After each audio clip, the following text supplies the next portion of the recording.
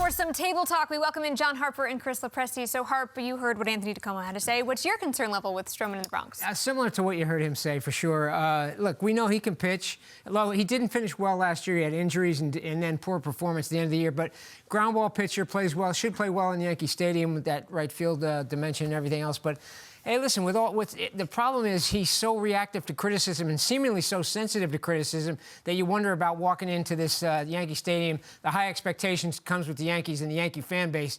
I understand he hasn't been on social media for months now, which is a good sign if he stays off Twitter and everything else, because that can really lead to problems. We've seen it with him in the past. Maybe it affects his performance, maybe it doesn't, but it's not a good situation. So I think that's the key. If he's really focused, we understand. I mean, we know he wanted to pitch for the Yankees all along, so maybe this is what he needed to get that out of the way, because he can be a big help for them if he's right and he can stay off the social media. Yeah, look, if that motivation keeps him focused on what he's doing on the field, I'm fine with that. From an on-field standpoint, I have less concern or question marks about the signing than I do from the off-the-field standpoint. So, and even beyond just the Stroman taking on the, social media mob, for lack of a better phrase, because, look, sometimes that, like we said, it can fuel people. Maybe they have more fun with it and they're not as upset or negatively affected by it as it might appear, but that bleeds into the clubhouse at some point, right? If it becomes a storyline, if it's a talking point, if he's being asked about it before and after games, if other members of the clubhouse are being asked about it by members of the media, I have to believe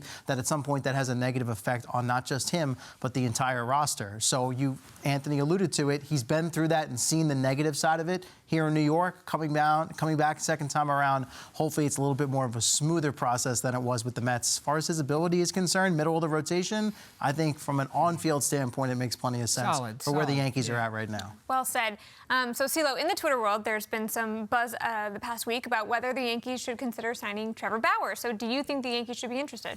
Look, if they're going to be interested in Stroman, I don't see why you wouldn't want to be interested in Trevor Bauer. And I'm not trying to say it's an apples-to-apples situation as far as the off-the-field stuff we're talking about with Marcus Stroman as compared to Trevor Bauer. Two totally different situations, so don't get me wrong from that standpoint. But if this is just about on the field and trying to find value and adding guys that can take the ball and go out there and put together some good performances for you as part of your starting rotation off a season where the Yankees struggled to stick to a regular five and they're going through their regular rotation, whether it was injuries to Cortez or Rodon or the off-the-field issues with Domingo Germán. So they need guys that can step in and throw the baseball. Bauer seems pretty motivated to get back to the big leagues and be the kind of pitcher we've seen in the past. So from that standpoint, I think it would make some sense. Yeah, I don't know. It still seems a little bit of a dicey situation. I know he's been on radio and everything else talking about it. He seems contrite, everything else. But do we know all the details? I know he hasn't been convicted of anything. Charges were dropped. But do we know all the details of everything he did? Look, the Yankees can't, on one hand, they can't claim to take the high road when they signed Aroldis Chapman and went through all that with the domestic abuse and everything else, as well as the perfect Germán last year. Yeah. He went through that as well. So it's a decision an organization has to make. Where is there a moral high ground to stick to, or does it matter at this point? I'm not really sure. I'd just be a little worried that maybe we don't have all the details and there still might be more coming out down the road. That's fair. So, including luxury tax penalties, the Yankees are projected to have the third highest payroll in baseball behind the Mets and the Dodgers. So, between the Mets and the Yankees, Harp, who do you think is spending their money more wisely right now, all things considered? Well, I do like what the Mets did. I give Steve Cohen a huge amount of credit for basically not throwing good money after bad, so to speak, last year, and pivoting and paying. He's paying huge money just to buy prospects in those trades for Verlander and Scherzer. He's paying more than any owner, I think, would eat that kind of those kind of contracts. But when you're paying that money to guys that aren't on your team, I can't say that it's spending wisely. So we'll see how this works out with the Yankees. I like what they did with Soto. I would have liked to have seen them get a higher ceiling pitcher like Snell, but I think they are spending money in the right way and chasing a championship when they got guys like Cole and Judge in their prime. Yeah, just looking at this offseason and the guys that are going to be on the field for these two teams in 2024 right now, I'd give the edge to the Yankees if Juan Soto is going to be the type of player we've seen so far in his career here in New York.